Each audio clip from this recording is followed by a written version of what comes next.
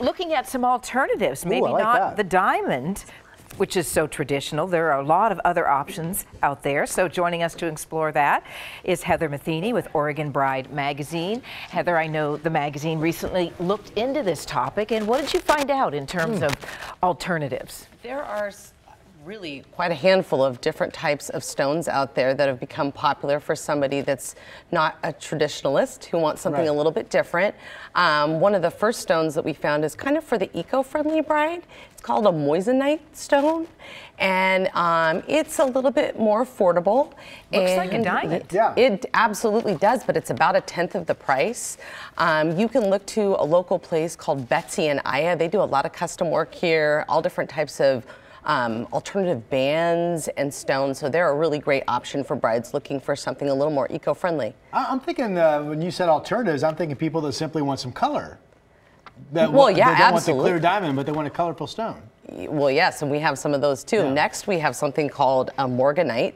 That is a light pink, very rare stone. You could look to somebody like Gilt Jewelry on Northwest 23rd. They have a huge selection of vintage rings. They would be a really great option to try to find this type of stone. It's really, really pretty, kind of for the romantic bride. Morganite, I like that. Yeah. And the sapphire, too. Oh, the sapphire. The sapphire, I would say, was one of the most popular alternatives to a diamond. This is also for what I would say is a traditional bride. I would look to places like Kasab Jewelers or Packhouse Jewelers because they have a wide range of sapphires, and they do a lot of custom work as well. And also cheaper than a diamond, or no? A sapphire? That just depends on the stone. That depends. Not used around the sapphire in diamonds.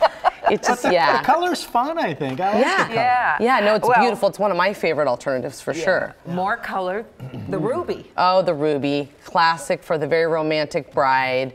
A great place locally for that would be Malloy's Jewelry. They do a lot of custom vintage work.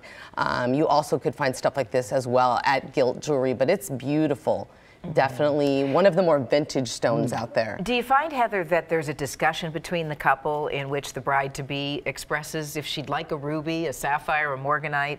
Absolutely. I think it's a lot more common now. I think that a lot of grooms, they don't want to guess. I think a lot of men want to be pointed in the right direction of something that they would like to have. So I think they do.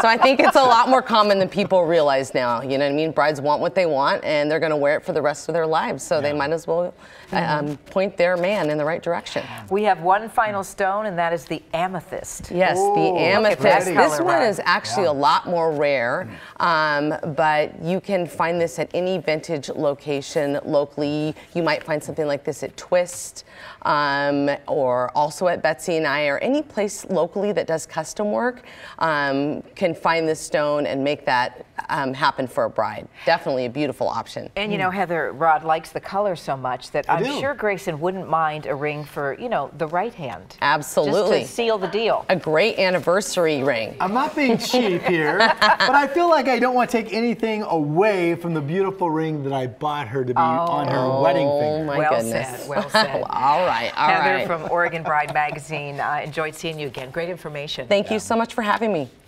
We'll continue on a Wednesday in just a few minutes.